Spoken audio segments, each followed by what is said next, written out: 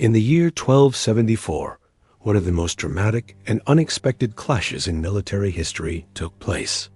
Now remembered as the Battle of Hakata Bay during the first Mongol invasion of Japan, led by generals of the Yuan dynasty, a massive expeditionary force was sent across the sea. Tens of thousands of soldiers from across the empire, marching forward with the kind of confidence that seemed unstoppable. But in a turn no one would believe, a tiny group of only about 80 samurai stepped up to face them. That alone was already a shocking mismatch. But what made it even more incredible was the spirit behind it. Those Japanese warriors didn't back down. Instead, they charged head-on into the Mongol lines against an army the world thought couldn't be beaten. The Mongols were shaken, forced to feel that even their strength had limits. Just that thought alone was enough to turn this skirmish into legend, a moment that later generations celebrated as the symbol of Japan's fighting spirit. Because up until then, the Mongols had crushed nearly every opponent in their path. Yet here on this small island, a handful of samurai made the great empire stop and think twice. Hello, we are Heroic History, your daily history channel, bringing you 30 minutes of history every day. If you want to shape what comes next on this channel, don't forget to subscribe and help us reach 1,000 subscribers. In this video, we're going to tell you the story that's often overlooked. The battle that made the Mongols taste defeat for the very first time, and the powerful meaning it carried in shaping the image of the samurai as fearless warriors against an enemy that seemed unstoppable. When you think of the Mongols, you probably imagine unstoppable horsemen sweeping across the steppes, conquering everything in sight. And for a time, that image was right on the money. Under Genghis Khan and his successors, the Mongols built the largest land empire in history, stretching from Korea all the way to Eastern Europe. By the mid-13th century, one man stood at the top of this enormous domain. Kublai Khan, born in 1215. Kublai was Genghis Khan's grandson, and by 1260, he had risen to become the great Khan of the Mongol Empire. But Kublai had bigger ambitions than simply ruling over nomadic horsemen. By 1271, he declared himself the emperor of a brand new dynasty in China, the Yuan dynasty. That was a big move. It wasn't just about conquest. It was about legitimacy. He wanted to show he wasn't some outsider plundering China, but a rightful emperor in the tradition of the Han and Tang dynasties. So what came after founding the Yuan? Ambition, and lots of it. Kublai's empire already controlled most of East Asia, but he wanted the whole map under his thumb. Southeast Asia, maritime trade routes, and yes, Japan. To him, Japan wasn't just another neighbor. It was a loose end, a wealthy island kingdom that had never bowed to Mongol rule. For a man who had already subdued China, Korea, and was campaigning in Vietnam, the existence of an independent Japan was almost an insult. On the surface, Japan might have looked like a small prize compared to China. But there were several reasons why Kublai couldn't ignore it. First, geography. Japan sits just off the coast of East Asia at its closest point, less than 120 miles from Korea. For the 13th century, that was basically next door. That made Japan both a tempting target and a possible threat.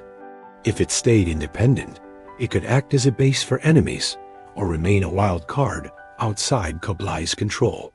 If it submitted, the Mongols would secure complete dominance of the region. Then there was trade.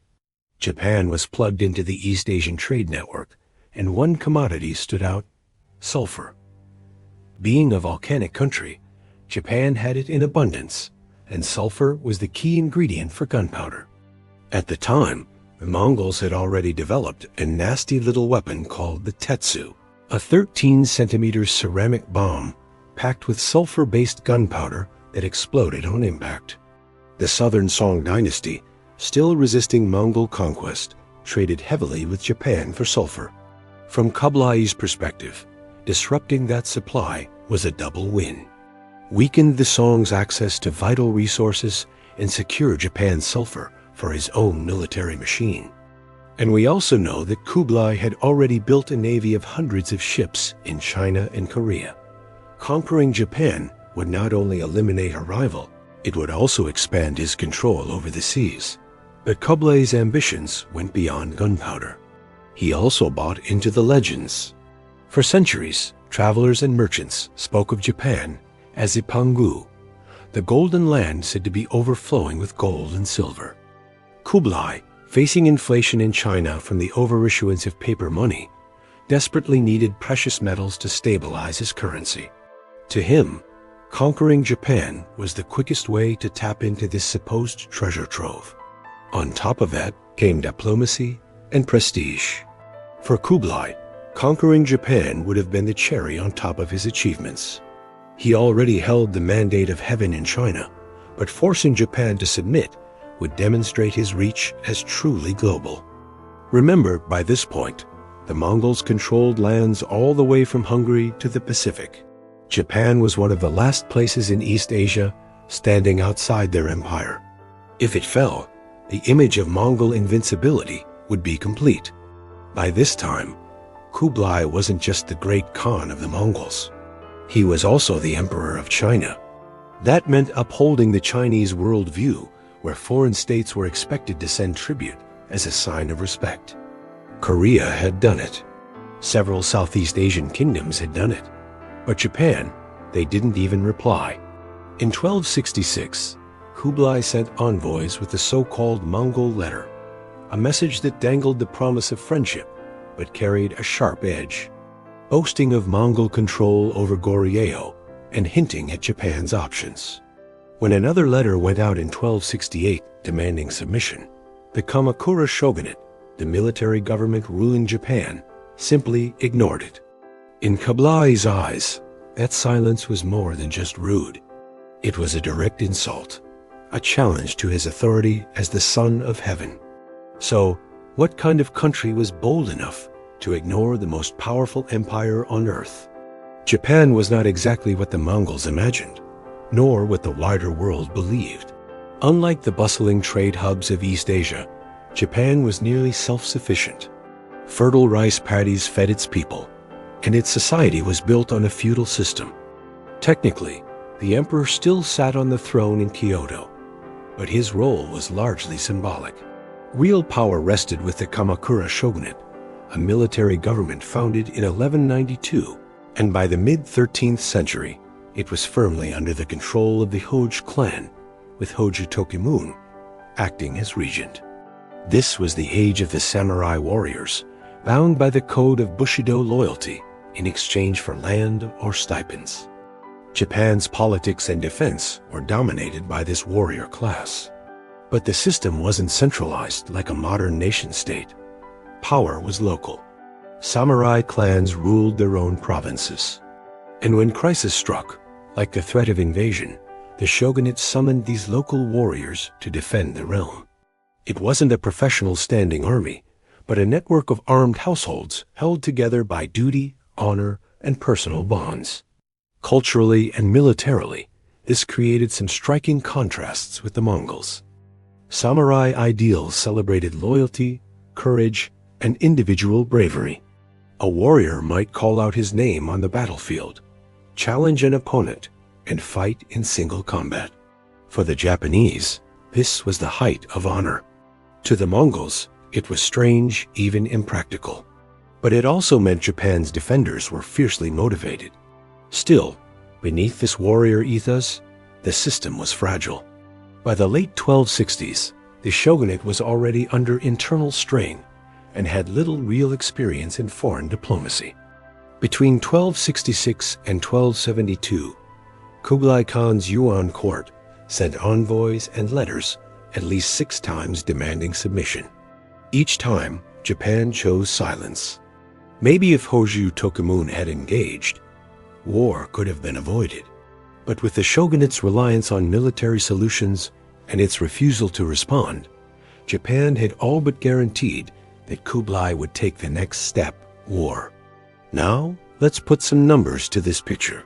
By 1274, Kublai had already completed his conquest of the Song dynasty in southern China, giving him access to the wealth of nearly 100 million people. The Mongols were not simply charging across the sea with horsemen. This invasion force was a carefully assembled coalition army. Sources like the Yuan, the official Yuan history, and modern scholarship agree the fleet carried between 20,000 and 23,000 soldiers. That number wasn't purely Mongol. It included a mix of Mongol cavalry, Korean conscripts from the recently subdued Goryeo kingdom, and even southern Song defectors who had been pressed into service after the fall of their dynasty. Korea, under the Goryeo dynasty, had been forced into submission around 1259. Kublai demanded that Korea build ships for his invasions, and by 1274, the Koreans had constructed hundreds of vessels to carry Mongol and allied troops across the sea. Estimates vary, but historians generally agree that about 900 ships took part in the first invasion of Japan. It was one of the largest overseas expeditions East Asia had seen up to that point. Now compare that with the defenders on the island of Tsushima. The resistance was tiny. Sources say that only about 80 samurai, likely the local garrison under the command of Sukakuni, the island's governor, stood ready to face this massive force. Almost sounds like a bad joke. Alongside them were local militia, farmers, and townsmen who picked up bows and spears to defend their homes. But these weren't professional soldiers. Their armor was lighter, their training limited, and they lacked the cohesion of a national army. Even if every samurai cut down dozens of foes, the sheer scale of the Mongol force made the outcome inevitable. So, how did the samurai and the Mongols really compare when they finally met on the battlefield? The truth is, they fought in ways that couldn't have been more different. Even though both valued horseback archery by the 13th century, Japanese samurai rode smaller native horses like the Kiso breed. These weren't as big as the Mongol steppe horses, but they were tough and steady in Japan's rugged terrain. The Mongols, on the other hand, relied on their famous steppe ponies, larger, stronger, and capable of carrying riders across endless distances. They were bred for endurance, speed, and adaptability, making them perfect for long campaigns. The contrast only deepened once arrows started flying. Samurai archers treated battle almost like a ritual. One warrior would aim a carefully placed shot at a chosen rival, seeking personal honor rather than mass destruction. In fact, a fight often began with a single arrow fitted with a whistling tip, signaling the start of combat in traditional fashion. The Mongols had no patience for that. Their cavalry operated in loose formations, circling and unleashing volley after volley of shorter arrows until the enemy was overwhelmed. It was precision and ritual on one side versus mobility and overwhelming force on the other. The organization of both armies reflected those same differences. The Japanese fought in war bands, groups of samurai supported by their followers, each under a prominent leader. A samurai might ride out ahead, announce his name and lineage, and challenge a Mongol to single combat. For the Japanese, that was the height of Bushido. Loyalty, bravery, and glory rolled into one. The Mongols thought it was madness. Their forces were coordinated, disciplined, and regimented. They used drums to signal maneuvers. Infantry and archers worked side by side, and naval forces gave support when the campaign moved across the islands. The Mongols also introduced technology the Japanese had never seen before. Catapults hurled paper or iron bombs packed with gunpowder exploding with thunder, fire, and smoke. Contemporary Japanese sources like the Hachiman Gudokan described the shock of defenders facing these early grenades.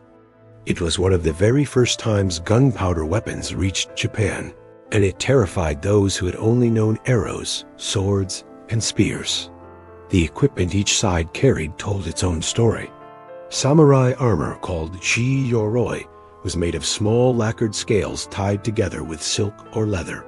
It gave flexibility and solid protection against arrows and swords, while still letting a warrior move freely. The helmet was iron-plated with a heavy neck guard, sometimes paired with a mempo mask to cover the face. Even so, these suits offered little protection against explosions or massed volleys. Their bows, the long asymmetrical yumi, were taller than the archer himself and reinforced with bamboo. They were powerful, especially when used from horseback, and their curved tachi swords were razor-sharp, capable of slicing deep into armor. By the time of the invasions, Japanese swordsmiths were already approaching the peak of their craft. The Mongols came with a mix of light and heavy troops. Most wore lighter coats with belts for swords, daggers, or axes, along with felt and leather boots and fur hats. But heavy cavalry existed too, wearing lamellar armor made of iron or leather with conical helmets and neck guards. Even their horses were armored. Their weapon of choice was the composite reflex bow, crafted from horn, sinew, and bamboo. Though shorter than the Japanese yumi, it had an exceptionally strong draw and could punch through armor at close range. A Mongol archer often carried more than one bow, plus a quiver with regular and even poison-tipped arrows. For close fighting, they wielded curved sabers and carried round wooden shields. Put simply, the samurai brought individual courage, ritual, and finely crafted weapons. The Mongols brought coordination, discipline, and technology that changed the rules of war. On the shores of places like Tsushima, there were two entire ways of thinking about battle colliding. When the Mongol fleet approached Tsushima on November 4th, the defenders had little time to prepare. Some Japanese sources say the landing started as early as 2 o'clock in the morning, and by 4 o'clock, the fighting had already begun. Sukakuni and his men rode out to meet the invaders in classic samurai fashion. Samurai warfare at the time was very personal. Warriors announced their names, called out challenges, and sought single combat to prove their valor. The scrolls of Takazaki Suwanaga, a warrior who later fought on Kyushu, actually show this style in action. Riders charging forward to pick out Mongol officers, arrows flying one by one instead of in mass volleys. The Mongols, on the other hand, fought very differently. They used disciplined formations, volley fire from massed archers, and most shocking to the Japanese, gunpowder weapons. Contemporary Japanese chronicles describe iron and paper bombs hurled by catapults, which exploded with a thunderous roar and scattered fragments that injured men and horses alike. Imagine being a samurai on horseback, used to hearing the twang of bows and the clash of swords, suddenly facing explosions that shook the ground. Archaeologists in modern times have recovered fragments of these bombs from Hakata Bay, proving that the Japanese accounts weren't exaggerating. On Tsushima, the defenders tried to fight back the only way they knew how. The samurai rode out, loosing arrows, charging the enemy, and cutting down whoever came close. Sukakuni himself is remembered for leading from the front, rallying his tiny force against the waves of soldiers pouring off the ships. Local stories even tell of a Hachiman shrine being burned during the fighting. A grim omen for the islanders, since Hachiman was the god of war and protector of Japan. The Mongol cavalry rode forward on their large steppe horses, disciplined and coordinated, while lighter infantry followed, bows loaded, catapults and explosive bombs ready from the ships just offshore. The Mongols advanced like a rolling tide, arrows streaking through the air, the distant cracks of gunpowder bombs adding a new terrifying note to the clash. Step by step, the Mongols pressed closer. Infantry waded ashore, backed by archers firing over their heads, while cavalry circled to flank any retreating samurai. Despite this, the samurai held their positions, moving as a unit when possible, but often forced into individual duels, each man buying precious moments with skill and sheer will.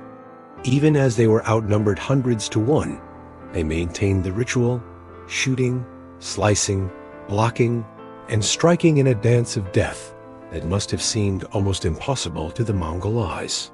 The Mongols' combined arms tactics were relentless. Cavalry arched in loose formations, hammering the defenders with rapid-fire arrows. Infantry pushed forward under this covering fire, and bombs lobbed from catapults exploded among the sand and rocks, sending splinters and smoke into the air. Horses shied, men stumbled, and yet the 80 samurai barely wavered, countering where they could, slashing at anyone who broke through their lines and keeping Sukakuni at the center of their defensive ring. Hours passed. The scale of the attack was overwhelming. Every wave of Mongols, every new volley of arrows and fire chipped away at the defenders. Still, the samurai did not flee. Their stance, their discipline, their commitment to Bushido, it all held even as the odds grew more impossible. The Mongol invasion scrolls commissioned later by Takazaki Suwanaga and others turned that memory into vivid pictures. Armored riders charging, arrows flying, and explosions ripping through formations.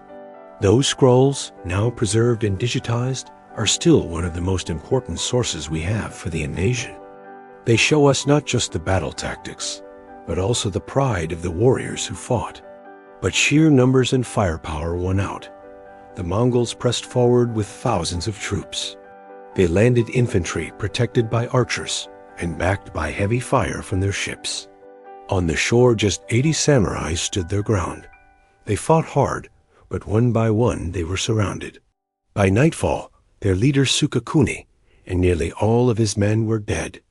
The local militia, farmers, fishermen, and townsfolk with barely any training were cut down too. The Mongols had won the beach, but not without respect for the tiny band that had refused to break. Even they had to admit the bravery of the defenders. Japanese chronicles later wrote that the samurai died standing and never turned their backs, even when they had no chance of winning. To the Japanese, the attack was remembered as a disaster, not only for the fighters, but also for the innocent families caught in the middle. The island was ransacked before the Mongols moved on. Ordinary civilians paid a terrible price. Entire villages were wiped out. Babies were killed without mercy. Men were mutilated, and women were tied by ropes threaded through their hands, dragged across the ground, and thrown into the sea to drown. When the invaders finally left, the survivors faced a grim duty, burying the thousands of dead. They raised great burial mounds, still known today as senzuka, the mounds of 1,000 souls. Folklore carried chilling memories of what happened. One Fukuoka history account recalls how parents used the phrase Muguriko Kari. The Mongols and Koreans are coming as a warning to scare children. It became a symbol of pure horror that stuck in the local dialect for generations. The battle itself might look like just another one-sided slaughter, but the aftershocks were powerful. Let's start with the Mongols. On paper, they had won. They had landed successfully, destroyed resistance, and pillaged the island. But this wasn't the easy walkover they expected. Small groups of fighters had resisted fiercely, and the campaign took longer and costlier than commanders wanted. The Yuan court had to report a victory, but it was a bitter victory. Bloody, messy, and politically awkward for an empire that prided itself on swift domination. More importantly, it chipped away at the Mongols' aura of invincibility. Before Tsushima, their reputation was like a steamroller that flattened entire kingdoms in a matter of weeks. Even their longer campaign in Vietnam, where they fought full cities and armies, hadn't exposed them like this. Certainly not a tiny band of defenders could make them bleed. Militarily, the setback was minor, but psychologically, it was huge. Reputation is power, and once cracks appear in that reputation, they carry weight. For the Japanese, the meaning was the opposite. The island was lost. Its people suffered terribly. Civilian casualties were heavy. Yet despite the destruction, the 80 samurai became heroes. The story of Sukakuni and his men became a symbol of courage and sacrifice, retold in clan records like the Si Clan Kafu and in national war epics. The Maiko Shirai Ikotoba scrolls, painted a generation later, show samurai facing Mongols head-on. These scrolls became part of Japan's cultural memory, teaching future generations that resistance, no matter how hopeless, was honorable and meaningful. The practical effects were just as important.